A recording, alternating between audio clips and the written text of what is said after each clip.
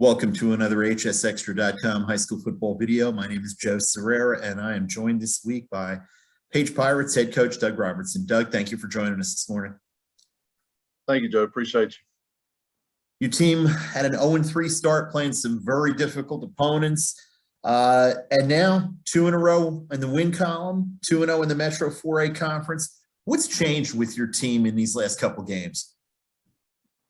I think we're getting better and better every week. I think we learned from those first 3 games each individually. I think in a lot of respects we got better in each game. Scoreboard didn't always show that in a lot of ways. I think we're doing a better job of playing, eliminating big plays. I think that was a problem for us early. So our defense is eliminating big plays, and then offensively we seem to hit our stride a little bit, spreading the ball around to a lot of different people, which I think is a strength of our team. That one guy, not necessarily, is not one guy can beat you, but a group of guys. So we're excited about the multifaceted part of our offense is starting to come to play, and the kids are starting to understand offensively what we're trying to do, and they seem to be embracing it and really buying in. And then winning helps. Yeah. Winning a couple of games has obviously helped too. So very good. It seemed like the Mount Tabor game, the third of those games that you talked about getting more people involved on offense, kind of diversifying your attack. It seemed like that was where that really started to come into play. That's a good Mount Tabor team that won a 3 AA state championship in the spring.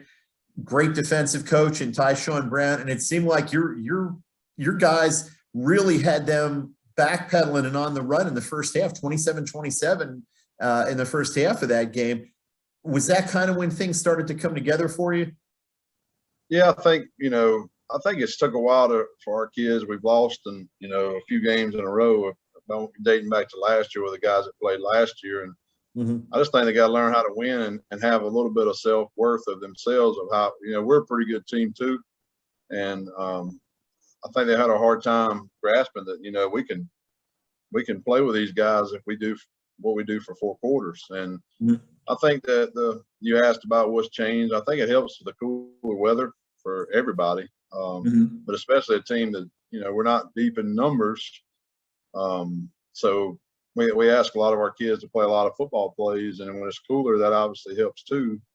And now we see we can play 4 quarters and how good we can be. And obviously not any take away anything from the teams we just played, but we also had some bad things happen in those games too. We were able to overcome them. So just like maybe the first 3, but I think less frequently it's happening, and the breakdowns are less. So hopefully we're getting better and better every game.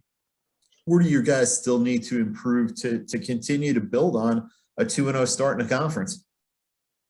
Well, we turned the ball over. Trayvon had a rough night holding on to the ball against Ragsdale, had 3 fumbles, 2 were lost.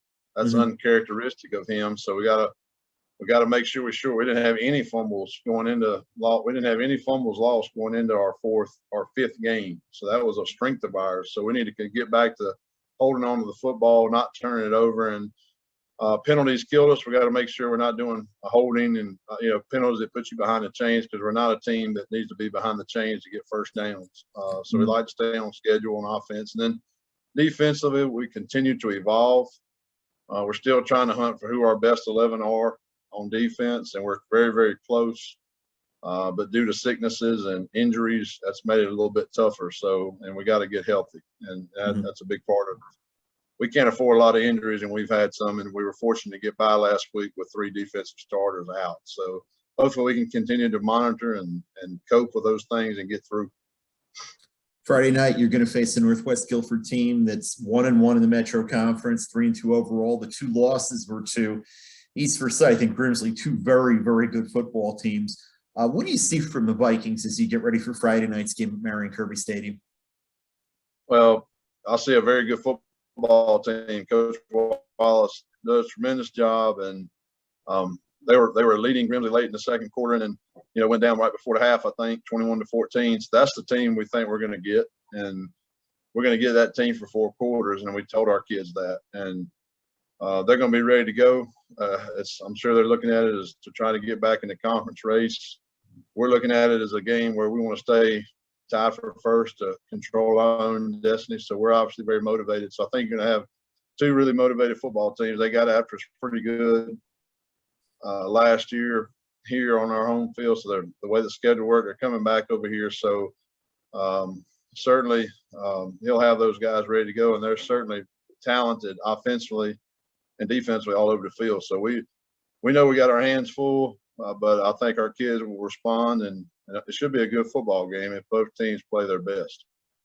Sounds good. We wish you nothing but luck in that game and going forward. That will be the game I'll be covering Friday night. Looking forward to seeing your team and the Northwest Guilford Vikings at Marion Kirby Stadium. Thank you. Sounds good, Joe. Appreciate it, and look forward to having you.